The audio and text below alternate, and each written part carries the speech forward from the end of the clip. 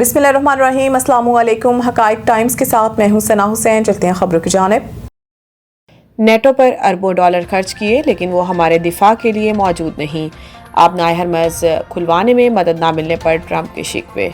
अमरीकी सदर ने ओवल ऑफिस में मीडिया से गुफ्तगू करते हुए कहा, हम नेटो के लिए मौजूद रहे, जब हमें ज़रूरत पड़ी तो वो मौजूद नहीं था।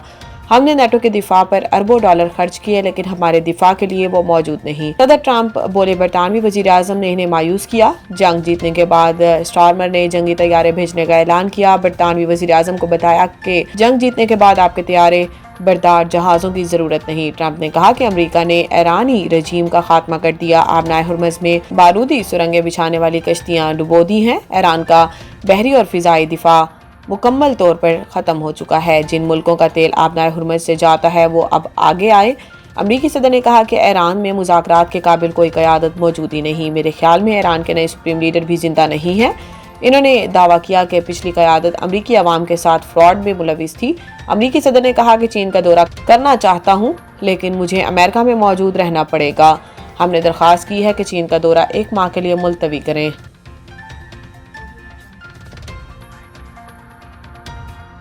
ईरान का धौंस और दबाव के आगे सरेंडर करने से साफ इनकार। ईरानी सदर मसूद पेज़ेश्कियान ने फ्रांसीसी सदर मैक्रोन से गुफ्तगू में ईरान का मौक़िफ़ वाज़ेह कर दिया। इन्होंने कहा कि हमले के खिलाफ दिफा पर मुल्क का फितरी हक है, अपनी सरजमीन के दिफा की भरपूर सलाहियत रखते हैं। ईरानी सदर ने कहा कि खित्ते में अमरीकी अड्डों का ईरान के खिलाफ इस्तेमाल बंद किया जाए। अमरीकी अड्डों का इस्तेमाल करके हमसाया ममालिक से ताल्लुकात ख़राब करने की कोशिश की जा रही है।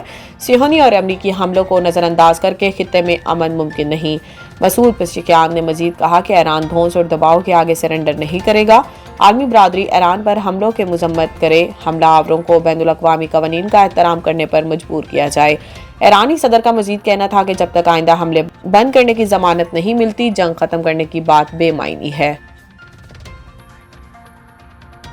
ऑपरेशन गज़बुल हक पाक फौज का काबुल और नंगरहार में कामयाब फिजाई हमले एमिनेशन और टेक्निकल इंफ्रास्ट्रक्चर तबाह कर दिया। सिक्योरिटी ज़राए के मुताबिक पाक अफवाज ने 16 मार्च की शब काबुल और नंगरहार में अफगान तालिबान की फौजी तनसीबात को कामयाबी से निशाना बनाया। सिक्योरिटी ज़राए के मुताबिक इन हमलों में पाक अफवाज ने काबुल में 2 मकामात पर टेक्निकल सपोर्ट इंफ्रास्ट्रक्चर और इम्यूनेशन स्टोरेज को मौसर अंदाज में तबाह किया। सिक्योरिटी ज़राए के मुताबिक फिजाई हमले के बाद सेकेंडरी डेटोनेशन की वजह से बुलंद होते शोले इस बात की तस्दीक करते हैं कि ये बारूद का बहुत बड़ा ज़ख़ीरा था।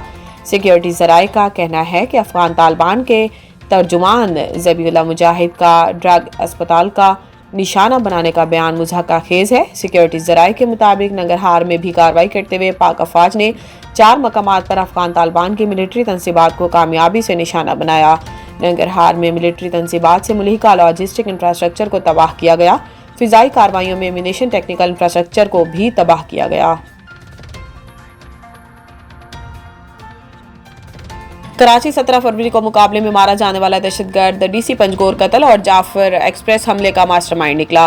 सीटीडी तर्जुमान के मुताबिक 17 फरवरी को शाह लतीफ टाउन में सीटीडी और दहशतगर्दों के दरमियान मुकाबला हुआ, जिसके नतीजे में 4 दहशतगर्द हलाक हो गए थे जबकि 2 पुलिस एहलकार भी जख्मी हुए थे। सीटीडी हुकाम ने बताया कि हलाक दहशतगर्दों में जलील, नियाज और हमदान शामिल थे, जबकि एक दहशतगर्द की शनाख्त का अमल जारी था। चौथे दहशतगर्द की शनाख्त सुहेल बलोच के नाम से हुई, जो कलादम BLA का अहम कमांडर था। तर्जुमान के मुताबिक सुहेल बलोच 50 से ज़ायद सिक्योरिटी एहलकारों और शहरियों के कत्ल में मुलविस था और वो डीसी पंजगोर जाकिर बलोच की शहादत का मास्टरमाइंड भी था। सीटीडी हुकाम का कहना है कि जाफर एक्सप्रेस हमले के लिए 5 खुदकुश बमबार भी सुहेल बलोच ने ही भेजे थे। हलाक दहशतगर्द के साथियों की गिरफ्तारी के लिए सिंध भर में छापे मारे जा रहे हैं। सलमान अली आगा के मुताज़ रन आउट पर MCC का बयान आ गया। MCC के मुताबिक सलमान अली आगा कवानीन के मुताबिक वाज़ेह तौर पर रन आउट थे क्योंकि वो क्रीज से बाहर थे और इस वक्त गेंद खेल में मौजूद थी। MCC की जानिब से बयान में कहा गया है कि किसी भी बैटर को फील्डिंग साइड की इजाज़त के बगैर गेंद उठाने की कोशिश नहीं करनी चाहिए। MCC ने कहा कि खिलाड़ियों के दरमियान टकराव होने से गेंद खुद ब खुद डेड नहीं हो जाती, इसलिए खेल जारी समझा जाता है।